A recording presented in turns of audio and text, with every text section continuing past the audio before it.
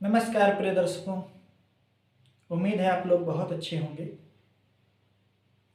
अक्सर आप लोगों ने एक चीज़ नोटिस किया होगा, जब भी फिल्मों में अदालत वगैरह का आप लोगों ने सीन देखा होगा, और रियल लाइफ में भी ऐसा होता है कि यदि हिंदू है तो गीता, और यदि मुसलमान है तो कुरान, और यदि क्रिश्चियन है तो बाइबल में हाथ रखकर मुलजिमों से यह बोला जाता है कि आप बोलिए, जो भी कहेंगे सच कहेंगे और सच के सिवा कुछ नहीं कहेंगे। मतलब साफ है दर्शकों कि कहीं ना कहीं अदालत यह मानती है कि जीसस, भगवान, गॉड ये सब होता है। अब प्रश्न उठता है कि यदि भगवान होता है तो क्या शैतान नहीं होता?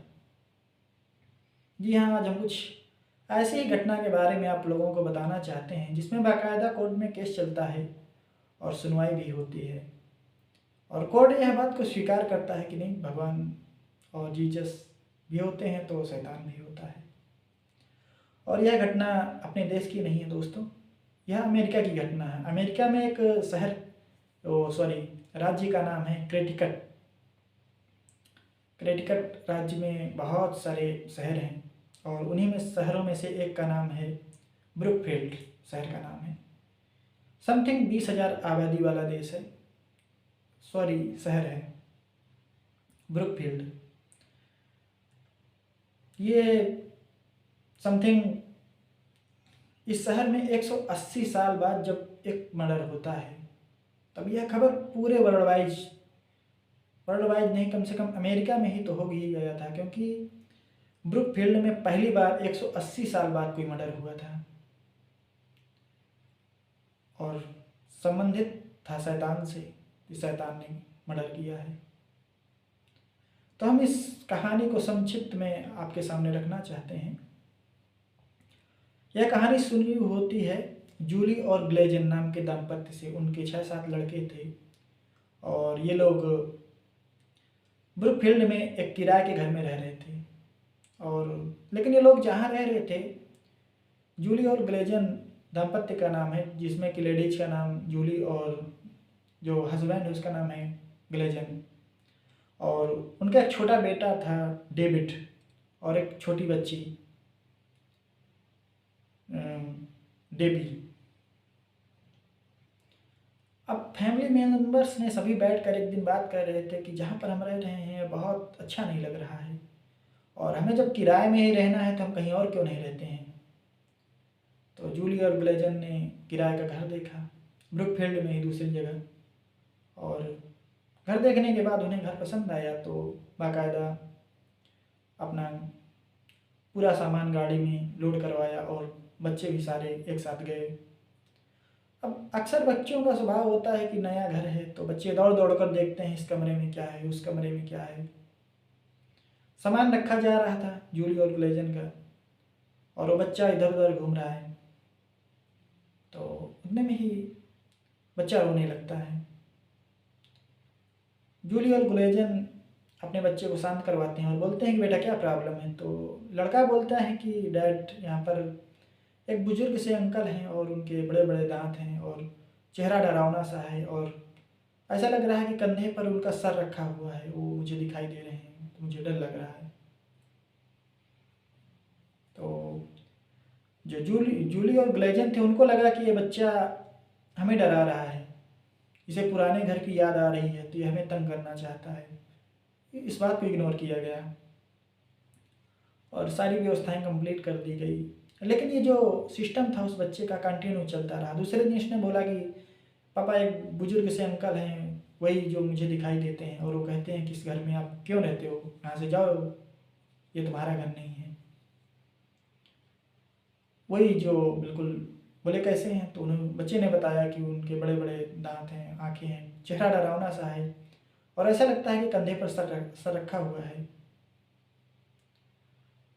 इसके बाद दाम्पत्य यही सोचते रहे कि ये बच्चे को अपने पुराने घर की याद आ रही है, तो ऐसा बोल रहा है।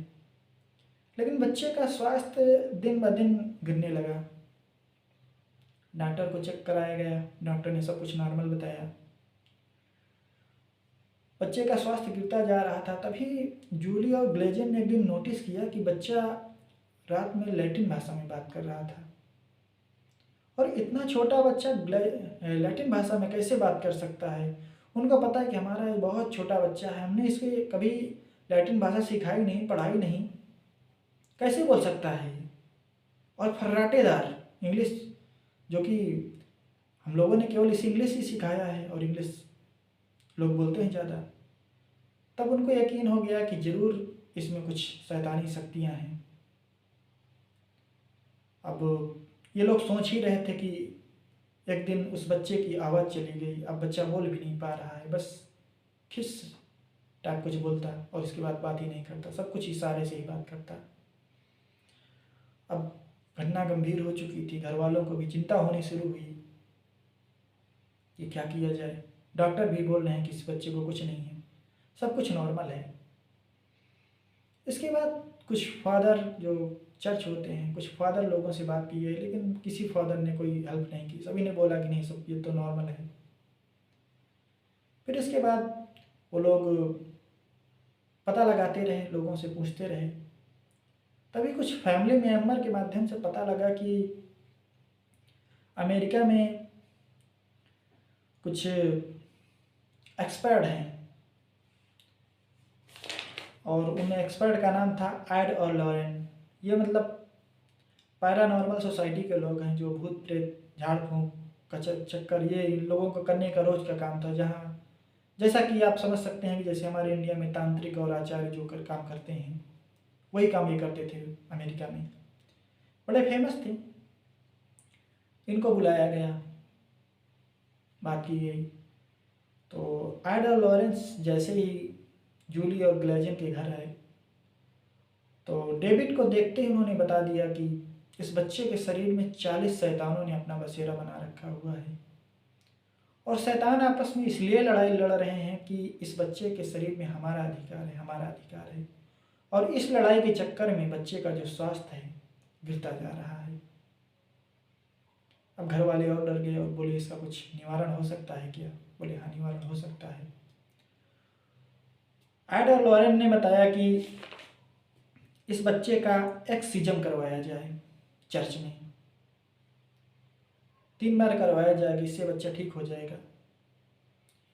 लेकिन जूली और ग्लेजन ने बताया कि हमने ऑलरेडी चर्च में फादर लोगों से बात की, हमारी कोई हेल्प करने के लिए तैयार नहीं है। तो एड और लॉरेंस बोले कि कोई बात नहीं, हम बात करते हैं।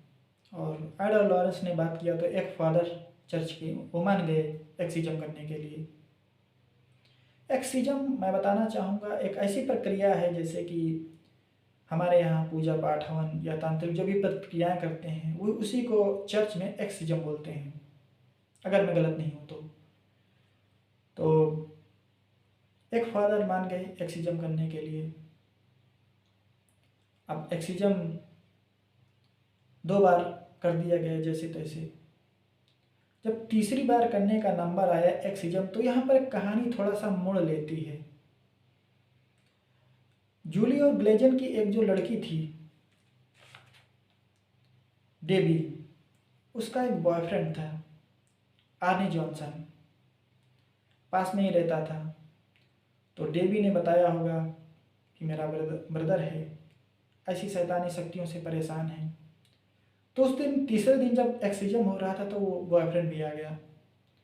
और जब एक्सिजम होता है तो कुछ फादर और एड और लॉरेंस, इसके अलावा घर में कोई नहीं रहता था। लेकिन वो बच्चा बोला, जो बॉयफ्रेंड था लड़की का, उसने बोला कि मैं भी रहना चाहता हूँ। उसे समझाया गया लेकिन वो नहीं मान रहा था। फिर भी एड और लॉरेन ने एक शर्त पर उसे वहाँ पर रोका कि आप कुछ बोलोगे नहीं, बस देखते रहो। बोला ठीक है। इसके बाद जब एक्सिजम होना शुरू किया गया तो जो लड़की का बॉयफ्रेंड था आर्नी जॉनसन, वो बीच में बोल पड़ा कि ऐ शैतानी शक्तियों, अगर तुम में हिम्मत है तो तुम मेरे शरीर में आ जाओ, इस बच्चे ने तुम्हारा क्या बिगाड़ा है, तुम इसके शरीर को छोड़ दो।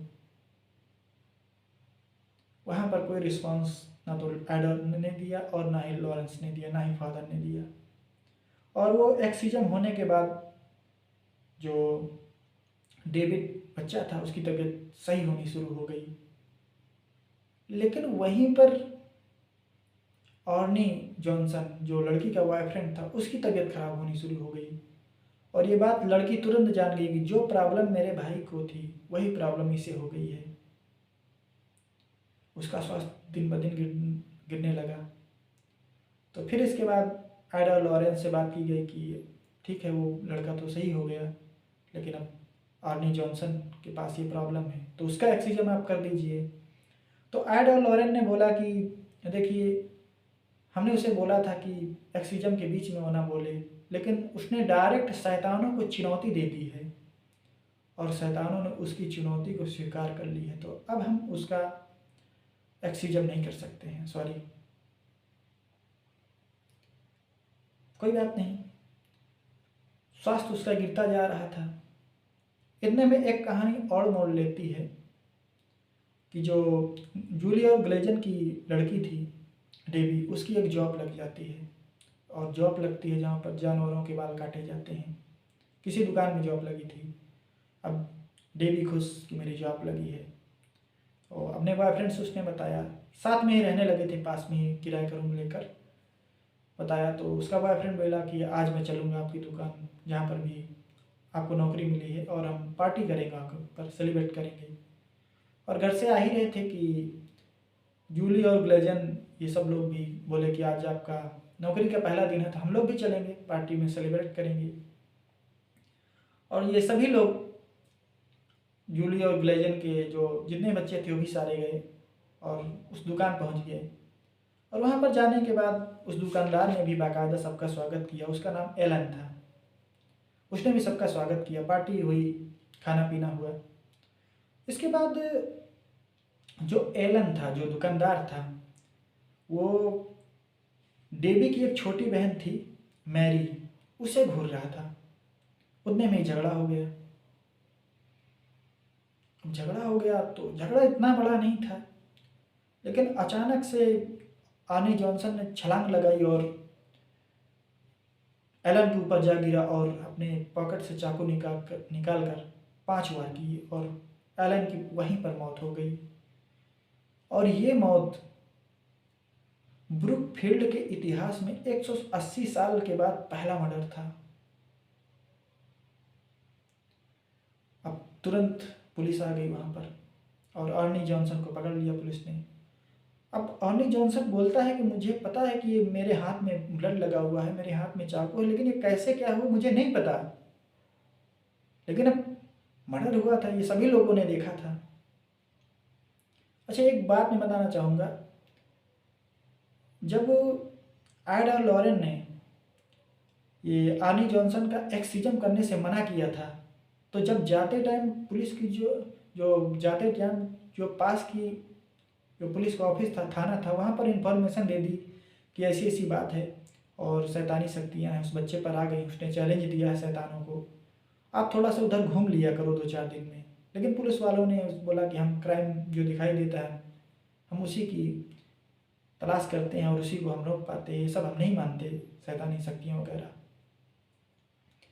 अब ये बात पुलिस वालों के ध्यान में आ गई कि हाँ, ये पैरा नॉर्मल सोसाइटी के लोग हमारे पास आए थे 6 महीने पहले और ये बोल गए थे कि आप इधर चक्कर मार लिया करो। पुलिस के मन में भी कहीं ना कहीं था कि 6 महीने पहले आइडा लॉरेंस ने हमें ऐसा बोला था कि कुछ हो सकता है और लड़के का नाम भी बताया था उन्होंने। अब पुलिस वालों ने ये केस कोर्ट में भेज दिया। अब कोर्ट में केस जाने के बाद जो आर्नी जॉनसन का वकील था उसने बोला कि मेरे मुवक्किल ने यह मर्डर नहीं किया, उसका शरीर जरूर था लेकिन उसका नियंत्रण किसी और का था।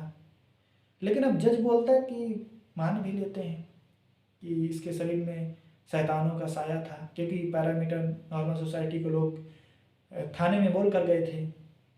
लेकिन हम इस बिहाफ पर इसको बरी नहीं कर सकते हैं, क्योंकि अगर हम शैतान के माध्यम से किसी को बरी कर देंगे तो फिर लोग इसका मिसयूज करेंगे।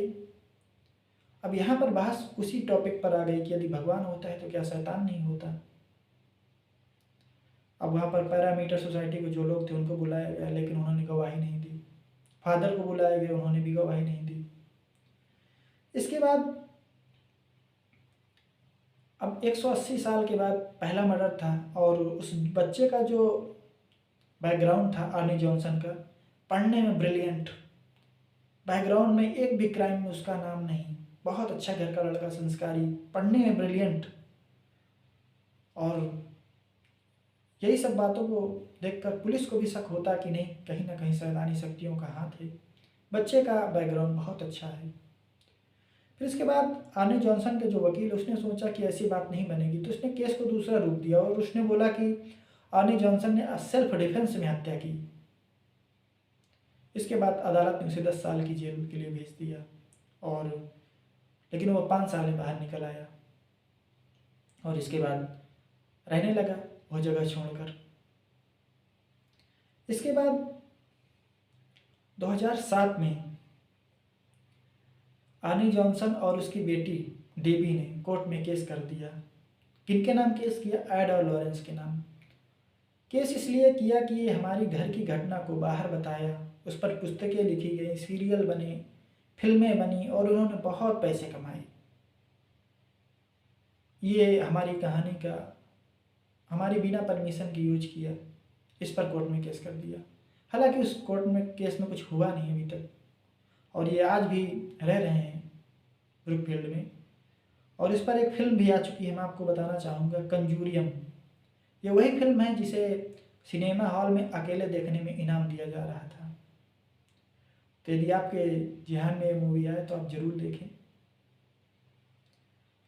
मिलते हैं एक और सच्ची घटना लेकर आप लोगों के फिर सामने, जिससे हम और आपको कुछ सीखने को मिलता है, कुछ जानने को मिलता है। तब तक के लिए नमस्कार।